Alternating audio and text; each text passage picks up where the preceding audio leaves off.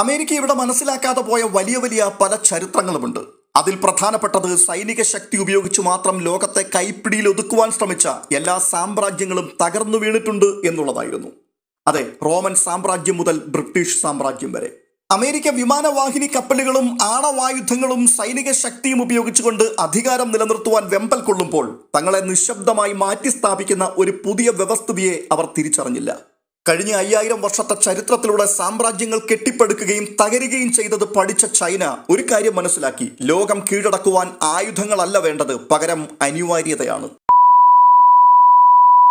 ലോകമെമ്പാടുമുള്ള കോടിക്കണക്കിന് ജനങ്ങൾ കേൾക്കുവാൻ കാത്തിരുന്നൊരു പ്രധാനപ്പെട്ട സന്തോഷ വാർത്ത ഇപ്പോൾ പുറത്തു വന്നിരിക്കുകയാണ്. അതെന്തെന്നാൽ പേർഷ്യൻ ഗൾഫ് യുദ്ധം അവസാനിക്കുന്നു. ഇറാന്റെ മേൽ അമേരിക്കയും ഇസ്രായേലും സംയുക്തമായി പ്രഖ്യാപിച്ച യുദ്ധം തീരുകയാണ്. അമേരിക്ക നാടകീയമായി യുദ്ധത്തിൽ നിന്നും പിന്മാറിയിരിക്കുന്നു. അതിന്റെ കാരണം യുദ്ധനിരീക്ഷകരായ ഏവർക്കും ഇതിനോടകം ബോധ്യപ്പെട്ടിട്ടുണ്ട്. ട്രംപിന്റെ മുൻപിൽ പിന്മാറ്റമല്ലാതെ മറ്റ് മാർഗങ്ങളില്ല. 3 മാസക്കാലം കൊണ്ട് അത്രയധികം അമേരിക്കയും ലോകവും പ്രതിസന്ധിയിലായിരിക്കുകയാണ്.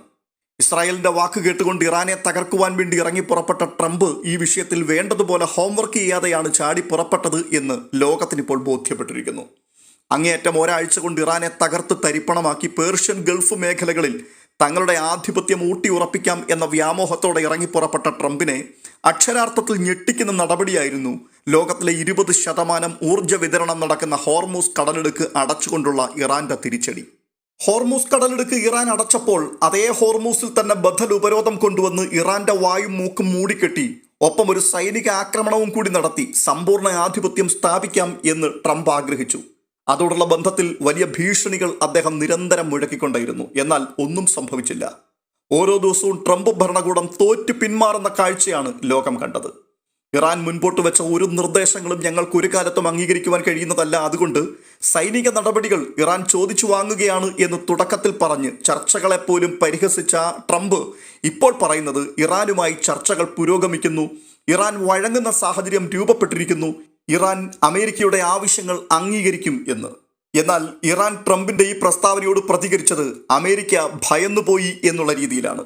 അവർ വലിയ പ്രതീക്ഷയോടെ കൊണ്ടുവന്ന ഓപ്പറേഷൻ ഫ്രീഡം അത് ചീറ്റിപ്പോയി. ഇറാന്റെ പരമാധികാരത്തിന്റെ മേലുള്ള ഒരു കടന്നുകയറ്റത്തെയും ഞങ്ങൾ അംഗീകരിക്കില്ല, അങ്ങനെ ബലം പ്രയോഗിച്ച് കീഴ്പ്പെടുത്താം എന്നുള്ള ട്രംപ് ഭരണകൂടത്തിന്റെ തീരുമാനം അത് ഇറാനിൽ ഒരു കാലത്തും വിലപ്പോവുകയില്ല. അതെ, ഈ പ്രഖ്യാപനം അവർ ഔദ്യോഗികമായി തന്നെ പുറത്തുവിട്ടു. എന്തായാലും ഇരു രാജ്യങ്ങളും വീണ്ടും ചർച്ചയ്ക്ക് തയ്യാറായിട്ടുണ്ട്. അതോടുള്ള ബന്ധത്തിൽ അമേരിക്കയും ഇറാനും അങ്ങോട്ടും ഇങ്ങോട്ടും തങ്ങളുടെ നിർദ്ദേശങ്ങൾ കൈമാറിയിട്ടുമുണ്ട്. അമേരിക്ക മുൻപോട്ട് വെച്ചിട്ടുള്ള 14 ആവശ്യങ്ങളിൽ പ്രധാനപ്പെട്ടതൊക്കെ ഇറാൻ അംഗീകരിച്ചിരിക്കുന്നു എന്നാണ് ട്രംപ് കഴിഞ്ഞ ദിവസം പറഞ്ഞത്.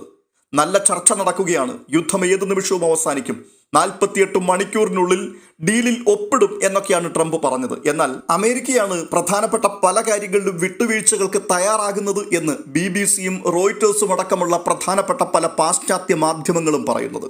എന്നുവെച്ചാൽ ഇറാന്റെ ഏറ്റവും പ്രധാനപ്പെട്ട ആവശ്യങ്ങൾക്ക് അമേരിക്കയ്ക്ക് വഴങ്ങേണ്ടി വരുന്നു. വഴങ്ങുകയല്ലാതെ മറ്റൊരു നിവൃത്തിയുമില്ലാത്ത സാഹചര്യമാണ് ഇപ്പോൾ സംജാതമായിരിക്കുന്നത്. ഇറാന്റെ മുൻപിലേക്ക് ഒട്ടനവധി നിർദ്ദേശങ്ങൾ അമേരിക്ക കൊണ്ടുവന്നുവെങ്കിലും അതിനൊന്നും ഇറാൻ വഴങ്ങിയിട്ടില്ല. ഒരു കാര്യം മാത്രം ഇറാൻ ഭാഗികമായി അംഗീകരിച്ചു. അത് ഇറാന്റെ യുറേനിയം സമ്പുഷ്ടീകരണമാണ്. അത് വേണമെങ്കിൽ 15 വർഷത്തേക്ക് മരവിപ്പിക്കാം എന്നാണ് ഇറാൻ മുൻപോട്ട് വെച്ച നിർദ്ദേശം. അതിനും ഇപ്പോൾ അമേരിക്ക യേസ് പറയുവാനാണ് സാധ്യത. അങ്ങനെ വരുമ്പോൾ ഇവിടെ പ്രധാനമായും ഉയർന്നു വരുന്നൊരു ചോദ്യമുണ്ട്: ഇറാന്റെ പക്കലുള്ള 60% സമ്പുഷ്ടീകരിച്ച യുറേനിയം അത് എന്തു ചെയ്യും? ഈ വിഷയത്തെക്കുറിച്ച് ഇതിനു മുൻപ് പലതവണ കൂലങ്കഷമായ ചർച്ചകൾ നടന്നതാണ്. അന്ന് ഈ യുറേനിയം മറ്റൊരു സ്ഥലത്തേക്ക് മാറ്റണം എന്നുള്ള നിർദ്ദേശങ്ങൾ മുൻപോട്ട് വന്നുവെങ്കിലും ഏത് സ്ഥലത്തേക്ക് അത് മാറ്റും എന്നുള്ളതിൽ ഒരു തീരുമാനമായിരുന്നില്ല. ഇറാനിലെ പർവ്വതങ്ങൾക്കടിയിലുള്ള തുരങ്കങ്ങളിൽ ഏകദേശം 440 കിലോയോളം അല്ലെങ്കിൽ 60% സമ്പുഷ്ടീകരിച്ച യുറേനിയം ഒളിപ്പിക്കപ്പെട്ടിട്ടുണ്ട്. ഇസ്രായേൽ അമേരിക്കൻ ആക്രമണങ്ങളിൽ കേടുപാടുകൾ സംഭവിച്ച ഇസ്ഫഹാൻ, നദാൻസ് എന്നീ കേന്ദ്രങ്ങളിലാണ് ഈ യുറേനിയം ഉള്ളത്. 10 ആണവ ബോംബുകൾ നിർമ്മിക്കുവാൻ ആവശ്യമായ യുറേനിയമാണ് അവരുടെ കയ്യിലുള്ളത് എന്ന് ലോകം വിലയിരുത്തുന്നു. ഈ ഒരു തിരിച്ചറിവ് ലോകത്തെ ഞെട്ടിക്കുന്നത് തന്നെയാണ്. ഇങ്ങനെ ഒരു സങ്കീർണമായ സാഹചര്യത്തിൽ റഷ്യ ഇവിടെ ഒരു പുതിയ നിർദ്ദേശവുമായി വന്നു. ആ യുറേനിയം ഞങ്ങൾക്ക് തരൂ, ഞങ്ങളത് സൂക്ഷിച്ചു കൊള്ളാം എന്നുള്ളതായിരുന്നു. റഷ്യൻ വക്താവ് ദിമിത്രി പെസ്കോവ് തന്നെ ഔദ്യോഗികമായി ഇത് സ്ഥിരീകരിച്ച കാര്യമാണ്. സത്യത്തിൽ റഷ്യയെ സംബന്ധിച്ചിടത്തോളം പ്രശ്നപരിഹാരം എന്നുള്ളതിനേക്കാൾ ഉപരി ഇതൊരു തന്ത്രമാണ്. ആ തന്ത്രം എന്തെന്നാൽ ഈ ഒരു ഗ്യാപ്പിലൂടെ മിഡിൽ ഈസ്റ്റിൽ അവർക്ക് അവരുടേതായിട്ടുള്ളൊരു വ്യക്തിമുദ്ര പതിപ്പിക്കുവാൻ അവസരം ലഭിക്കും. ഇറാന്റെ പക്കലുള്ള യുറേനിയം റഷ്യയിലേക്ക് മാറ്റാം എന്നുള്ള നിർദ്ദേശം വ്ളാഡിമിർ പുടിൻ അമേരിക്കയ്ക്കും മറ്റ് പ്രാദേശിക രാജ്യങ്ങൾക്കും മുൻപിൽ വെച്ചപ്പോൾ അന്ന് ട്രംപ് അതിന് അനുമതി നൽകിയിരുന്നുവെങ്കിൽ ഇന്ന് ഇത്രയും നാണം കെട്ടൊരു പിന്മാറ്റം അമേരിക്കയ്ക്ക് ഉണ്ടാകുമായിരുന്നില്ല. ലോകം മുഴുവൻ ഉറ്റുനോക്കുന്ന ഒരു വലിയ പ്രശ്നത്തിന് ലളിതമായ ഒരു പരിഹാരം മുൻപിൽ ഉണ്ടായിരുന്നിട്ടും ട്രംപ് ഭരണകൂടം അതിനെ നിരസിച്ചു കളഞ്ഞു. എന്തുകൊണ്ടാണ് ട്രംപ് അന്നത് വേണ്ട എന്ന് പറഞ്ഞത്? ഇറാനിലെ ആണവ കേന്ദ്രങ്ങൾ ആക്രമിക്കുവാൻ കാരണമായി അമേരിക്ക പറഞ്ഞിരുന്നത് ഇറാൻ ആണവായുധം നിർമ്മിക്കുന്നത് തടയുക എന്നുള്ളതായിരുന്നു. എന്നാൽ റഷ്യ ഈ യുറേനിയം ഏറ്റെടുക്കാമെന്ന് പറഞ്ഞപ്പോൾ ട്രംപ് അത് തള്ളിക്കളയുക മാത്രമല്ല, അതൊരു മുൻഗണനാ വിഷയമല്ല എന്നുകൂടി പറഞ്ഞു വെച്ചു. ഇറാന്റെ യുറേനിയം സമ്പുഷ്ടീകരണം ഒരു മുൻഗണനാ വിഷയമല്ല എന്ന് അന്നത്തെ സാഹചര്യത്തിൽ ട്രംപിന്റെ വായിൽ നിന്ന് വീണ ആ ഒരൊറ്റ വാക്ക് വലിയൊരു സംശയത്തിലേക്കാണ് ലോകത്തെ എത്തിച്ചത്. എന്തിനായിരുന്നു അങ്ങനെയെങ്കിൽ ഈ യുദ്ധം എന്നുള്ളതായിരുന്നു. ഇറാൻ യുറേനിയം കണക്കിലധികം ഉൽപ്പാദിപ്പിക്കുന്നു, അവർ ആണവ ശക്തിയായി മാറുവാൻ പോകുന്നു, അത് ലോകത്തിന് ഭീഷണിയാണ്, അതിനെ അമേരിക്ക ഒരു കാരണവശാലും അനുവദിക്കില്ല എന്ന് പറഞ്ഞുകൊണ്ടായിരുന്നു ട്രംപ് യുദ്ധം ആരംഭിച്ചത്. പക്ഷേ യുറേനിയം റഷ്യ സംരക്ഷിക്കാം എന്ന് പറഞ്ഞപ്പോൾ അതല്ല ഇവിടുത്തെ പ്രഥമ പരിഗണന എന്ന ഒരൊറ്റ വാക്കിൽ കൂടി അമേരിക്കയുടെ യഥാർത്ഥ ഉദ്ദേശം മറ്റൊന്നാണ് എന്ന് ലോകം തിരിച്ചറിയുകയായിരുന്നു. അതെ, യുറേനിയം എന്നുള്ളത് യുദ്ധത്തിനുള്ള ഒരു ഒഴികഴിവ് മാത്രമായിരുന്നു അമേരിക്കയ്ക്ക്. പല ലക്ഷ്യങ്ങളോടുകൂടിയാണ് അവർ യുദ്ധം തുടങ്ങി വെച്ചത്. പക്ഷേ ഇപ്പോൾ പരാജയം സമ്മതിച്ചുകൊണ്ട് അവർക്ക് പിന്മാറേണ്ടി വരുന്നു. ഒരു ജനതയുടെ അതിജീവനത്തിന് വേണ്ടിയുള്ള രൂക്ഷമായ പോരാട്ടത്തിന്റെ വിജയമാണ് ഇവിടെ നമുക്ക് കാണുവാൻ കഴിയുന്നത്. അമേരിക്ക പറയുന്നത് പോലെ ഞങ്ങൾ യുറേനിയം സമ്പുഷ്ടീകരണം 15 വർഷത്തേക്ക് നിർത്തിവെക്കാം എന്ന് ഇറാൻ സമ്മതിക്കുമ്പോഴും അവരുടെ കണ്ടീഷനുകൾ അതിപ്രാധാന്യമുള്ളതാണ്. അതായത് ഈ യുദ്ധത്തിൽ കൂടി അവർക്ക് സംഭവിച്ചിട്ടുള്ള നാശനഷ്ടങ്ങൾക്കും തകർച്ചകൾക്കും തക്കതായിട്ടുള്ള പരിഹാരം കണ്ടെത്തണം, അതിനുള്ള സമ്പത്ത് അവർക്ക് മടക്കി നൽകണം. രണ്ടാമത്, സാമ്പത്തിക ഉപരോധങ്ങളോടുള്ള ബന്ധത്തിൽ ലോകത്തിന്റെ വിവിധ ഭാഗങ്ങളിൽ മരവിപ്പിക്കപ്പെട്ട് കിടക്കുന്ന സ്വത്ത് മുഴുവനും തിരികെ ലഭിക്കണം. എല്ലാ വിധത്തിലുള്ള സാമ്പത്തിക ഉപരോധങ്ങളും പിൻവലിക്കണം. അമേരിക്ക അതിന് സന്നദ്ധമാണ് എന്നുള്ളതാണ് ഇപ്പോൾ പുറത്തു വരുന്ന പല റിപ്പോർട്ടുകളും സൂചിപ്പിക്കുന്നത്. അങ്ങനെയാണെങ്കിൽ ഇറാനെ സംബന്ധിച്ചിടത്തോളം ഈ യുദ്ധം അവർക്ക് വലിയൊരു ഉയർത്തെഴുന്നേൽപ്പിനുള്ള അവസരമായിരുന്നു. ഇനി നാം കാണുവാൻ പോകുന്ന ഇറാൻ ഇത്രയും കാലം ലോകം കണ്ട ഒരു രാഷ്ട്രമായിരിക്കില്ല. തികച്ചും വ്യത്യസ്തമായ ഒരു പുതിയ ആകാശവും പുതിയ ഭൂമിയുമായിരിക്കും അവിടെ വെളിപ്പെടുവാൻ പോകുന്നത്. കാരണം ന്യായമായും ആ ജനത അനുഭവിക്കേണ്ട അവരുടെ ആസ്തികൾ, മരവിപ്പിക്കപ്പെട്ട് കിടക്കുന്ന സമ്പത്തുകൾ അത് വിട്ടുകൊടുക്കുന്ന സ്ഥിതിവിശേഷം സംജാതമാകുമ്പോൾ ഇറാൻ കൂടുതൽ കരുത്തോടുകൂടി മുൻപോട്ട് വരും. ഇതൊരു വലിയ പ്രതിസന്ധിക്കാണ് തുടക്കമിടുന്നത്. അതായത് ലോകത്തിന്റെ മുൻപിൽ ട്രംപിന്റെയും അമേരിക്കയുടെയും പ്രതിച്ഛായ തകർന്നടിയുകയാണ്. അതേസമയം തന്നെ പശ്ചിമേഷ്യൻ രാജ്യങ്ങൾ പലതും അമേരിക്കയുമായിട്ടുള്ള കൂട്ടുകെട്ടുകൾ അവസാനിപ്പിക്കുവാനും തയ്യാറാകും. കാരണം അമേരിക്ക എന്ന ലോകത്തിലെ നമ്പർ 1 ശക്തിയെ അവർ വിശ്വസിച്ചായിരുന്നു മുൻപോട്ട് പോയിരുന്നത്. UAEയും സൗദി അറേബ്യയും കുവൈറ്റും ഖത്തറും ബഹ്റിനും ഒക്കെ ഇതുവരെയും അമേരിക്കയുടെ തണലിലായിരുന്നു നിലകൊണ്ടിരുന്നത്. പക്ഷേ ഈ യുദ്ധത്തിൽ പേർഷ്യൻ ഗൾഫ് രാജ്യങ്ങൾ ആക്രമിക്കപ്പെട്ടു.